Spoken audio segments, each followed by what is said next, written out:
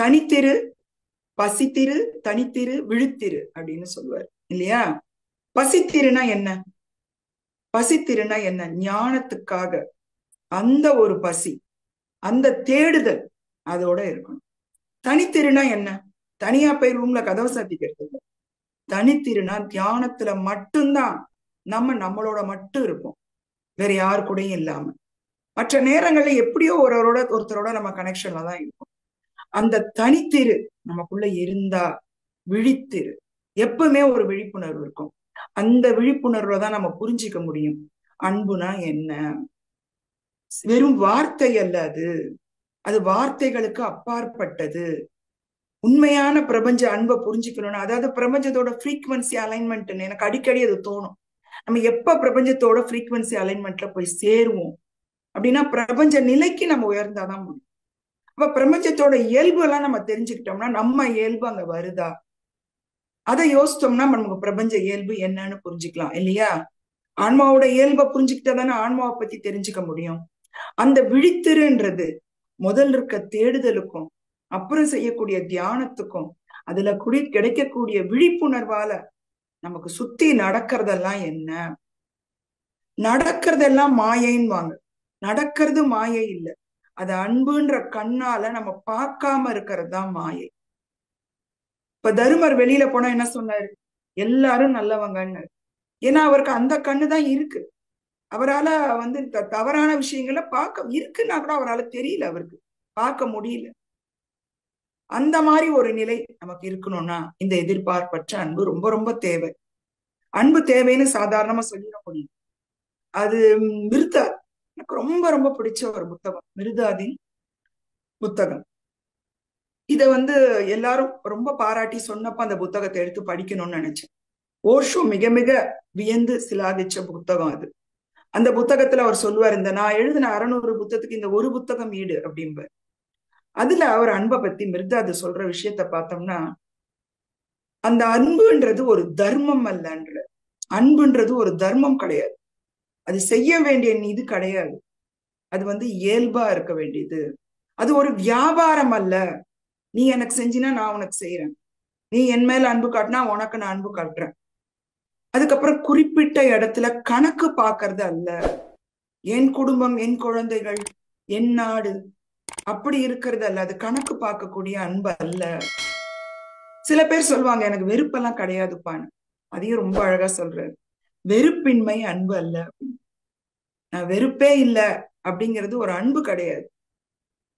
அவர் ஒரு ஒரு விளக்கமா ஒரு கதை மாதிரி சொல்வார். ஒரு மரம் இருக்கு, அந்த மரத்துல எல்லா இலைகளும் பசுமையா இல்லை, சில இலைகள் வாடு இருக்கு, சில இலைகள்ல பூச்சி வச்சிருக்கு.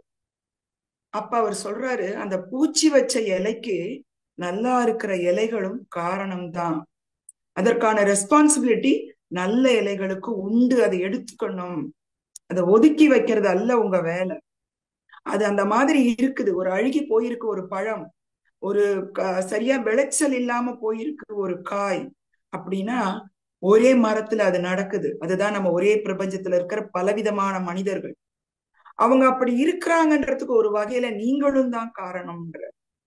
நீங்க ஏன் அந்த முழுமையான அன்பை அவங்களுக்கு கொடுக்கல? நீ உன்னோட அன்போட சாரத்தை கொடுத்திருந்தீனா அது தன்னைத்தான் மாத்திக்கொண்டு தானும் வளர்ந்து இருக்கும். நீ ஒதுக்கி வைக்கிற, வெறுப்பில்லைன்னு சொல்லி ஒதுக்கி வைக்கிற, அது அப்படி இருக்கிறதுக்கான காரணமும் ஒரு வகையில நீதான். இது எப்பேற்பட்ட ஒரு நிலை! யாராவது ஒத்துப்போமா? அத அவன் பண்ற தப்புக்கு நான் எப்படி காரணம்னு நம்ம நினைப்போம். அவனுக்கு அன்புன்ற அந்த நீர் அந்த வேர்ல இல்லாததுனால அவன் இப்படி இருக்கிறான். இத நீ புரிஞ்சிருந்ததுன்னா நீ அவனுக்கு அன்பை செலுத்தியிருக்க மாட்டியான்னு கேட்கிற. அந்த அன்புன்ற ஒரு சாப்டரை படிக்கும் போது நமக்குள்ள அப்படியே ஒரு பிரவாகம் வர மாதிரி இருக்கும். என்னை அறியாம எனக்கு கண்ணீரே வந்தது. அந்த அளவுக்கு அந்த அன்பை பத்தி சொல்லியிருப்பாரு. ஒரு அன்புன்றது எப்படி இருக்கணும்? நம்ம நினைக்கிற மாதிரி இல்லையே. நம்ம கடவுள்கிட்டே வியாபாரம் தானே பேசுறோம். கடவுள்கிட்ட ஒரு தேங்காய் உடைச்சா பாஸ் ஆகி கொடுங்க, அப்படியே நம்ம பழகிட்டோம் சின்னதுல இருந்து. அததான் நான் சொல்றாரு, தாய் அன்பே அப்படி இருந்திருந்திருந்தா நம்ம இந்த நிலைக்கு வந்திருக்க மாட்டோமே அப்படின்னு அவர் முதலே வருத்தப்பட்டார் இல்லையா? திருக்குறள்ல கூட சொல்லுவாங்க, அன்பிற்கு உண்டோ அடைக்கும் தாழ். அதுக்கு தாழ்பால் எங்க இருக்கு? இங்கதான் இது வரைக்கும் தான் அன்பை செலுத்துவேன், இல்ல இங்க நான் அதிகமா செலுத்துவேன், இங்க கம்மியா செலுத்துவேன். அன்புக்கு கணக்கு இருக்கா? அதுக்கு தாழ்பால் இருக்கா? எத்தனையோ வருஷமா மகான்கள் சொல்லிட்டு தான் இருக்காங்க. இன்னும் நமக்கு அந்த அன்பை முழுசா புரிஞ்சுக்க முடியல. உள்ளுக்குள்ள ஒரு ஷட்டர் மாதிரி விழுந்து ஒரு நிலை வரைக்கும் நமக்கு அப்படியே பொங்கி பாயிற அன்பு சில இடத்துல போகும்போது வெறும் குட்டையா தேங்கி போகுது. அன்புன்றது பெருகி பாயும், அப்படியே நதி மாறி போனாதான் நீ பிரபஞ்சத்தோட போய் சேர முடியும். அங்கங்க நீ தடைய போட்டுட்டு இருந்தீங்கன்னா நீ குட்டையாதான் இருப்ப. அப்ப எப்படி போய் நீ சேருவ அப்படின்னு கேள்வி கேட்கிறாங்க எல்லா மகான்களும் தான். இதுல கடைசியா ரமணரை எனக்கு ரொம்ப ரொம்ப பிடிக்கும். ஏன்னா ஒரு சின்ன 2 வார்த்தை 3 இதுல முடிச்சிருப்பாரு. இதுல கடைசியான ஒரு நிலையை அவர் சொல்றாரு, அன்பு செலுத்துறதுக்கு ஒரு ஆள் இருக்காங்க அப்படின்னா அது யாரு? நீ செலுத்துறவன் யாரு அப்படின்னு கேட்பாரு. அன்பு செலுத்துறது நானுன்னு சொன்னா அதுவும் ஒரு அகந்தை தானே. ஏன்னா அன்பா இருக்கிறவங்களுக்கு அவங்களுக்கு உண்மையான ஒரு அன்புல இருக்கிறவங்களுக்கு எப்படி சந்தோஷத்துல இருப்பாங்க. ஆனா இந்த சந்தோஷமா இருக்கிறவங்களுக்கு எதுவுமே கிடைக்காதான். துயரத்துல இருக்கிறவங்களுக்கு எல்லாமே கிடைக்கும். இது என்ன அப்படின்னு பார்த்தா, சந்தோஷமா இருக்கிறவங்களுக்கு என்னெல்லாம் கிடைக்காது பாருங்க. ஆதரவு கிடைக்காது, அவங்கள யாரும் புறக்கணிக்க மாட்டாங்க. துயரத்துல இருக்கிறவங்கள சொல்றேன். சந்தோஷமற்ற நிலையில இருந்தா அவங்கள யாரும் புறக்கணிக்க மாட்டாங்க, அன்பு ஆதரவு அவங்க கொடுத்துக்கிட்டே இருப்பாங்க. பாவம் அவன் மேல எப்படி பொறாமப்படுறதுன்னு நினைப்பாங்க. அவனுக்கு ஒரு கவலை இருக்கு, அவனுக்கு தீர்க்கணும்னு அவனுக்கு மேல ஒரு என்ன சொல்றது, அவங்க மேல ரொம்ப அஃபெக்ஷனா இருப்பாங்க. யாரு? துயரத்துல இருக்கிறவங்க. ஏன்னா நம்ம நம்மள ஐடென்டிஃபை பண்ணிப்போம். எனக்கு ஒரு துயரம் இருக்கு, உனக்கு ஒரு துயரம் இருக்கு, பாவம் உனக்கு நம்மளும் அப்படின்ட்டு. ஆனா உண்மையான சந்தோஷத்துல இருக்காங்கன்னு வச்சுக்கோங்களேன், அவங்கள பார்த்தா ஒரு வகையில யாருக்கும் அவ்வளவு பிடிக்காது அப்படிங்கிறது. ஏன்னா அவனுக்கு எந்த ஆதரவும் கொடுக்க வேண்டிய நிலையில அவன் இல்லை. நமக்கு அப்ப அவன் நம்மளை விட்டு அங்க எங்கேயோ இருக்கான். அவன் தனியாளாதான் இருக்கணும். முழுமையான சந்தோஷத்துல இருக்கவங்க தனியாளா இருப்பாங்க. ஏன்னா அவங்க அவங்களுக்குள்ளே சந்தோஷமா தான் இருப்பாங்க. சந்தோஷத்துக்காக யாரையும் சார்ந்து இருக்க மாட்டாங்க. துயரத்துல இருக்கவங்க எல்லாரையும் சார்ந்து இருப்பாங்க. அவன் கூட்டத்துல ஒரு ஆளா இருப்பான். கூட்டத்துல இருக்கிற ஆளோட நம்மளால ஐடென்டிஃபை பண்ணிக்க முடியுது, ஏன்னா நம்மளும் அந்த நிலையில இருக்கிறதுனால. ஆனா முழு சந்தோஷத்துல இருக்கிறவங்கள பார்க்க, இவனுக்கு என்னப்பா எந்நேரம் சந்தோஷமா இருக்கான், ஒரு வகையில பொறாம கூட போடுது. அப்ப சந்தோஷமா இருந்து முழு அன்போட இருக்கிறவங்க மேல யாரும் அவங்கள சார்ந்து இல்லாம இருப்பாங்க. ஏன்னா அவங்களுக்கு எந்த சார்பும் தேவைப்படலைல்ல. அப்ப நம்மளோட அங்க மதிப்பு குறைஞ்சிடும், நம்மள யாரும் சாரலைன்னா. அப்ப அவங்க கிட்ட நெருங்க கூட யாரும் விரும்ப மாட்டாங்க. ஒருவேளை பிரபஞ்சமும் அப்படிதான் இருக்கோ, அதனால நம்ம கிட்ட நெருங்க முடியலையா? நம்ம அந்த நிலையில கூட்டத்துல தானே இருப்போம். நம்ம தனித்துவமா அந்த தனி ஆளா போய் எந்த விஷயத்துக்காக, சந்தோஷமோ துக்கமோ எதற்காகவும் நான் யாரையும் சார்ந்து இல்ல அப்படின்ற ஒரு நிலை வந்தா ஒருவேளை பிரபஞ்சத்தோட அலைன்மெண்ட் நமக்கு கிடைக்கலாம். மகாவீரர் அவ்வளவு தூரம் அவங்கள எந்த எல்லா மகான்களும் கேள்விப்பட்டோம்னா அவங்க இருந்த காலத்துல யாருமே அவங்கள மதிக்கல. அது புத்தரா இருக்கலாம், எத்தனையோ இழி சொற்களை கேள்விப்பட்டிருக்காரு, இயேசுவா இருக்கலாம், மகாவீரரா இருக்கலாம். எல்லாரும் அவங்கள அந்த சமயத்துல தாக்கதான் செய்வாங்க. ஏன்னா கூட்டத்துல ஒரு ஆள் இல்ல, அவன் தனிச்சு போறான். அது அவங்களாலேயும் சகிக்க முடியல. தெரியுது அவங்களுக்கு அவன் அவசரத்துக்கு போறான்ட்டு, அதை யாரால சகிக்க முடியல இல்லையா? அப்ப அவங்க ஏதாவது ஒரு பழிச்சொல்ல சொல்லுவாங்க. அப்ப மகாவீர் மேல அவ்வளவு பேர் பழிச்சொல் சொன்னாங்க. மகாவீர் எதையுமே எந்த இதுக்கும் மதிப்பு, என்ன சொல்றது, மறுமொழி கொடுக்கலையா. அப்ப ஓஷோட்ட ஒருத்தர் சொன்னாராம், மகாவீர் அத்தனை பேரையும் மன்னிச்சிட்டாரு அப்படின்னு. இப்ப ஓஷோ ஒரு வார்த்தை சொன்னார், அவர் ஏன் மன்னிக்கிறாரு? அவருக்கு அந்த உணர்வே அவருக்கு இல்ல. மன்னிக்கணும்னா என்ன அர்த்தம்? நீ வேற நான் வேற, நீ ஒரு ஆளு, நீ தப்பு பண்ணிட்ட, உன்னை நான் மன்னிக்கிறேன். அந்த கடைசி சொல்ற ரமணரோட வாக்கியத்துக்கு அது இணையா போகுது. அவர் மன்னிச்சிருக்க மாட்டார் யாரையுமே. ஏன்னா மன்னிப்பு கொடுக்கணும், நான் மன்னிக்கிறேன் அப்படின்னு சொல்றது கூட ஒரு அகந்தை தான், ஒரு ஆணவம் தான். நான் யார் உன்னை மன்னிக்கிறதுக்கு? நீ யாருமே இல்லையே, நானும் நீயும் ஒண்ணுதானே, நானே எனக்கு மன்னிப்பு கொடுத்துக்க முடியுமா? அப்படிங்கிற நிலையில அவங்க எல்லாம் இருப்பாங்க. அதனால அவங்களுக்கு எந்த ஒரு அம்பும் அவங்க மேல பாய போறது இல்லை. இப்படி இவ்வளவு மகான்கள் இவ்வளவு விஷயம் சொன்னாலுமே எல்லாத்தையும் நம்ம சத்சங்கத்துல கேட்கிறோம், நிறைய புக்குங்களை படிக்கிறோம். இருந்தாலும் நமக்குள்ள எப்ப மாற்றம் வரும்? அந்த மாற்றம் வந்தா மட்டும்தான் இதை புரிஞ்சுக்க முடியும். இத சமீபத்துல, கடைசியா இத சொல்லி நான் முடிக்கிறேன். சமீபத்துல ஒரு படம் பார்த்து, மெய்யழகன் அப்படின்ட்டு. அந்த இப்ப சமீபமா இப்ப எதை பண்ணாலுமே நமக்குள்ள எல்லாத்துலயும் ஒரு ஆன்மீகம் இருக்க மாதிரியே ஒரு உணர்வு வருது. இந்த மெய்யழகன் படத்துல ரொம்ப அழகா இந்த ஆன்மீகத்தை சொன்னதா எனக்கு தோணுது. இந்த படம் பார்த்தவங்களுக்கு புரியும், பார்க்காதவங்களுக்கு ஒரு சின்ன கதை சொல்றேன். அதுல அந்த ஹீரோன்றவன் ஒரு மிகப்பெரிய ஒரு வலிய தாங்கக்கூடிய நிலைமையில பழைய நினைவுகள் எல்லாத்தையும் ஒதுக்கி தள்ளிட்டு, தன்னோட நினைவுகள் அது இல்லவே இல்லை அப்படிங்கிற மாதிரி ஒரு சப்கான்சியஸ் மைண்ட் சொல்லுவாங்களே, அப்படியே அடி ஆழத்துல எல்லாத்தையும் தள்ளிட்டு தன் வாழ்க்கையை நடத்திட்டு இருக்கான். ஒரு சந்தர்ப்பத்துல திருப்பி அதே ஊருக்கு அவனுக்கு வர வேண்டிய சூழ்நிலை வருது. அங்க வர்றான்.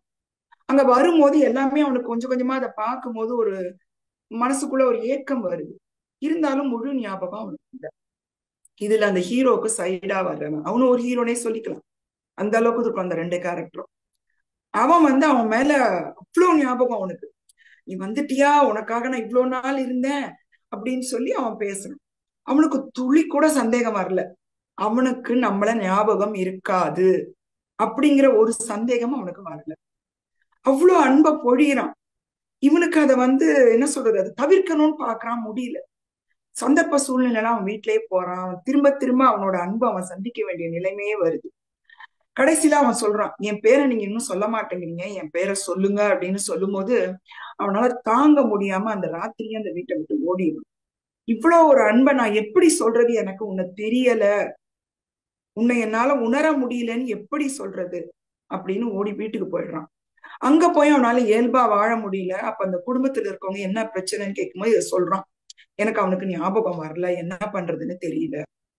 அப்ப அவனோட போன் நம்பரை அந்த பொண்ணே எடுத்து அவன்கிட்ட கொடுப்பா. அந்த போன் மூலமா அவன்கிட்ட பேசுவான், ஒத்துக்கிடுறான்.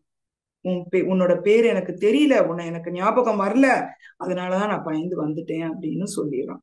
அப்ப ரொம்ப வருத்தப்படுறான், கண்ணீர் விடுறான். அப்பயும் இத நீங்க தான் கண்டுபிடிக்கணும், இத நான் சொல்ல மாட்டேன், உங்க அடி ஆழ் மனசுல கண்டிப்பா இருக்கு, இதை நீங்க கண்டுபிடிங்க அப்படின்னு சொல்லிடுறான். சொல்லி சின்ன சின்ன குழுவை கொடுக்குறான். ஒரு ஒரு இதுவா குழுவை கொடுத்து கொஞ்சம் கொஞ்சமா அவனுக்கு அதுல ஞாபகம் அவன் பேரை அவனுக்கு வச்ச செல்ல பேரை வச்சு கூப்பிடுவான், பொட்டேட்டோ அப்படின்னு கூப்பிடுவான். இல்ல இல்ல, என் உண்மையான பேரை நீங்க சொல்லணும் அப்படின்னு. சரி, நான் நேர்ல சொல்றேன்னு கடைசி சீன்ல போய் கதவை தட்டுவான், அவங்க வீட்டு கதவை. பொட்டேட்டோ பொட்டேட்டோன்னு கூப்பிடுவான். அவன் திறக்கவே மாட்டான். கடைசியில அவனோட பேர் மெய்யழகன். அது கூட பேர் பாருங்க, மெய் அழகன். எப்ப நம்ம உண்மையை கண்டுபிடிக்கிறோமோ அது உண்மையான அழக பெறுது அப்படிங்கிற மாதிரி இருந்தது. அவன் மெய்யழகன்னு கூப்பிட்ட உடனே திறந்து அந்த மொத்த அன்பும் முகத்துல தென்பட்டு ஞாபகம் வந்துருச்சான்னு கேட்பாங்க. நம்ம பிரபஞ்சத்துல கூட பிறவி எடுத்து வரும்போது அத்தனையும் மறந்துட்டு தான் வரும். பண்ண கர்மாக்கள் அதனால கூட நம்ம மறந்துட்டு வரலாம். பிரபஞ்சம் காத்துதான் இருக்கு. எப்ப இது நினைவு வச்சுக்கோ, எப்ப அவங்களுக்கு ஞாபகம் வரும், என்னோட நீ இருந்த, என் கூட தான் இருந்த அந்த உணர்வு உனக்கு எப்ப வரும், அதற்கான குழுவை ஒரு ஒரு வகையா கொடுத்து. அப்ப கூட நம்ம வேற வேற பேர் வைக்கிறோம் பாருங்க. அந்த பொட்டேட்டோன்னு கூப்பிடுற பேர் கூட கடவுளுக்கு நம்ம வைக்கக்கூடிய விதவிதமான பேர்களா எனக்கு தோணுச்சு. ஏதோதோ பேர் வைக்கிறோம் கடவுளுக்குன்ட்டு. நம்மளே ஒரு பேரை உருவாக்கி, நம்மளே ஒரு உருவத்தை உருவாக்கி, நம்மளே ஒரு மதத்தை உருவாக்கி அதற்கு விதவிதமான பேர்களை வச்சு கூப்பிடுறோம். வரல, அது யாருன்னு புரிஞ்சு அந்த உண்மையை உணர்ந்து கூப்பிடும் போது அந்த ஒரே பேர் தான் அது. அப்ப அது ஆனந்தமா கதவை திறந்து நம்மள வான்னு உள்ள கூப்பிடுது இல்லையா? அத மாதிரி நம்மளும் அதனோட பிரபஞ்ச அன்பை புரிஞ்சுக்கணும்னா, நமக்குள்ள உள்ள அந்த மறதிகளை மறக்கணும்னா அந்த இயல்பை புரிஞ்சுக்கணும், ஆன்மாவோட இயல்பை புரிஞ்சுக்கணும். எதிர்பார்ப்பற்ற அன்பு அப்படிங்கிறது மிகப்பெரிய வார்த்தை தான். அந்த மிகப்பெரிய வார்த்தைக்கு எவ்வளவு தூரம் நம்மளால ஜஸ்டிபிகேஷன் கொடுக்க முடியும், எந்த நிலைக்கு நம்மளால போக முடியும், அட்லீஸ்ட் இந்த பிறவியில எவ்வளவு தூரம் போக முடியும், நம்மளை சுத்தி செல்ஃப் செக் பண்ணிட்டே இருக்கலாம். எவ்வளவு அன்பு நான் கணக்கு வச்சிருக்கேன், எவ்வளவு தூரம் என்னால போக முடியும், யாரையெல்லாம் நான் என் அன்பு வட்டத்துக்குள்ள கொண்டு வர முடியும், ஏன் சில பேரை நான் அன்பு வட்டத்துல வெளியில வச்சிருக்கேன். கடவுளோட அன்பாலதான் நம்ம பிறந்திருக்கோம்னா அதை வெளியில வைக்கிறதுக்கு நமக்கு என்ன ரைட்ஸ் இருக்கு? அப்படி நம்ம உணர்ந்தோம்னா, இந்த அன்பு அப்படிங்கிறத முழுமையா உணர்ந்தோம்னா கண்டிப்பா பிரபஞ்சத்தோட அந்த ஃப்ரீக்குவன்சில இணைஞ்சு நம்ம மறந்து போன நம்மளோட ஆன்ம நிலைய உணர்றதுக்கு இதுவும் ஒரு வாய்ப்பா இருக்கும்னு தோணும். இத உங்க கூட பகிர்ந்துக்க வாய்ப்பு கொடுத்த சேனலுக்கு நன்றி மாஸ்டர்ஸ்.